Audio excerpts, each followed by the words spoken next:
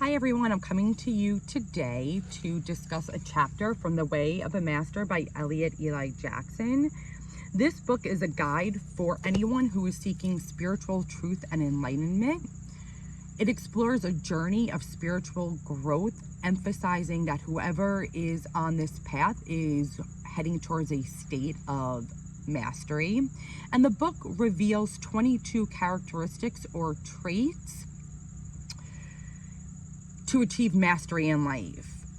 It offers insights into aligning to be the highest version of yourself, which allows you to be a beacon of light and inspiration to others. And so the chapter that we're going to discuss is self-discipline. So I'm going to pick out key things from this chapter that really spoke to me, and why I think it's so important, especially this chapter. So if you want to talk about traits and characteristics of someone, self-discipline is so important because it holds you accountable to yourself, right? So as you work your way towards mastery, self-discipline is so important because it protects and safeguards your fourfold being.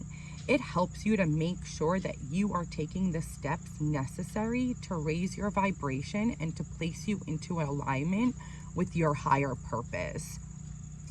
And some of those things to sort of take note of when it comes to self-discipline is your daily routine, right? So making sure that you are planning your day out, your week out, your month out, but also leaving room for deviation, right? So if something comes up in life or if something happens which you didn't necessarily plan for, you give yourself that grace, understanding, and acceptance that you have to also flow with life.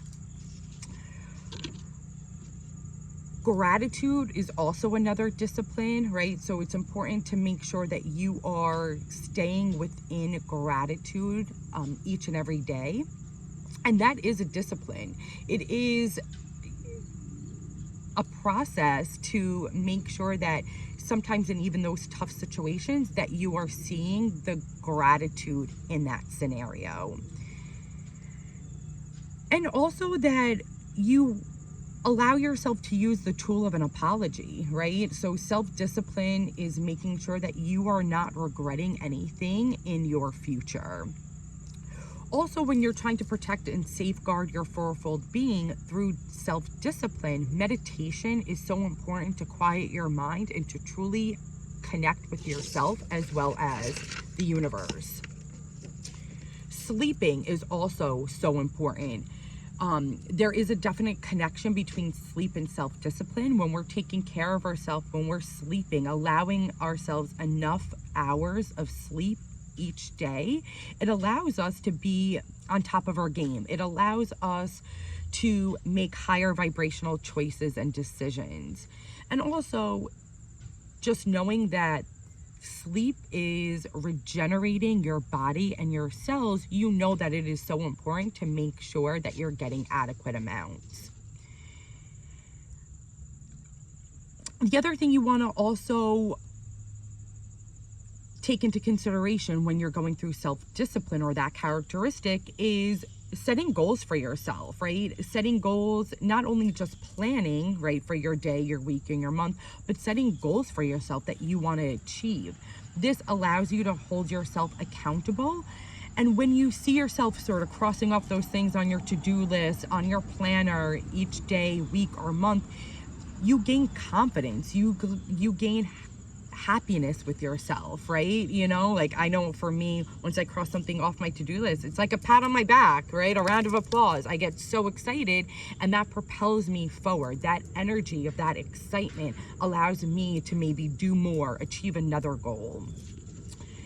And then eating healthy is another area, right? We want to make sure that each day we're choosing high vibrational foods for our body. So whole foods, foods that are maybe not overly processed. But on the other hand, also know that we're human. So when we have certain days or special celebrations or occasions, we might deter from that, right? Like, you know, tonight I'm going to have birthday cake for my husband's birthday. And so it's not beating up on yourself. It's about getting back on track after making that deviation. And organization, right? So being organized allows you to be more self-disciplined because you're not running around in circles for something, right? Or you're not doing more steps than needed. For instance, right, making your shopping list. Make sure that you think of things ahead of time, right, that you might need for the week, or maybe for someone's birthday to bake a cake, etc. So you're planning those things, you're keeping yourself organized for your daily activities, promotes more of that self-discipline. So for any other characteristics or any other information, I highly recommend to read the book. Go out and get it. It is found wherever you can find books, Amazon, some of the healing centers throughout the United States also do have it as well. Have a great day.